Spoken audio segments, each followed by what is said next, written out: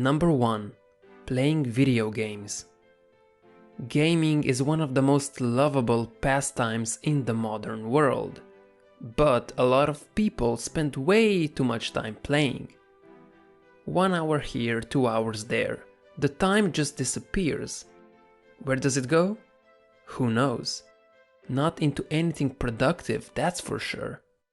For the time that you're putting into a video game, how much are you getting back out of it? Sure, you're getting temporary pleasure, but what about real and lasting enjoyment? You know, the type of enjoyment that comes from accomplishing real-life goals. There's nothing worse than putting a ton of time into something and having nothing to show for it. Will having the best gear in the game benefit you in any way in 5 years? Probably not. Number 2. Watching TV. While many people will argue that a little bit of TV never hurt anyone, the amount of a little bit is constantly in debate.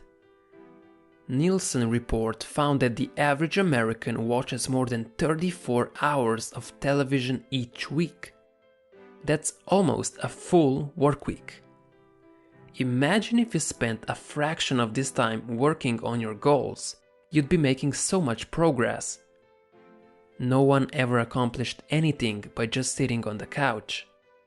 Besides being an obvious time sink, research has shown that heavy TV viewers report lower life satisfaction and higher anxiety.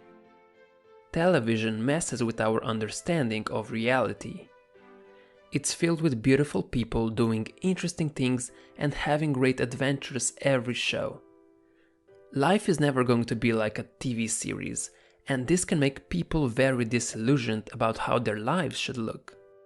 This leads to a feeling of inadequacy and emptiness when compared to the never-ending adventures of the TV world. And here we are, still telling ourselves, just 1 more episode and I'm done. Number 3.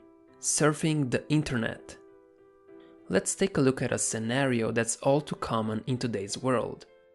It's 4 p.m. Mike just got back from his college lecture and he decides that he wants to study for the exam that's ahead. He's feeling motivated, so he sits down with a giant textbook. He's reading on the topic, but then he doesn't quite understand what the second chapter is all about. So Mike decides to search for additional resources on the internet. He opens a Wikipedia page and finds the info he was looking for.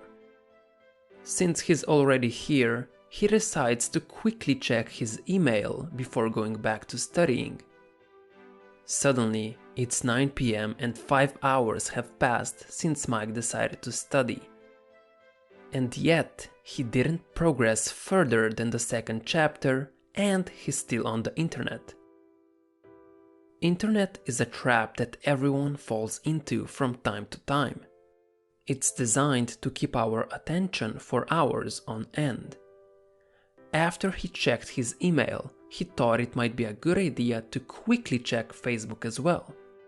Then he got an urge to check the front page of Reddit and YouTube. Since he didn't want to miss anything important, he kept on surfing.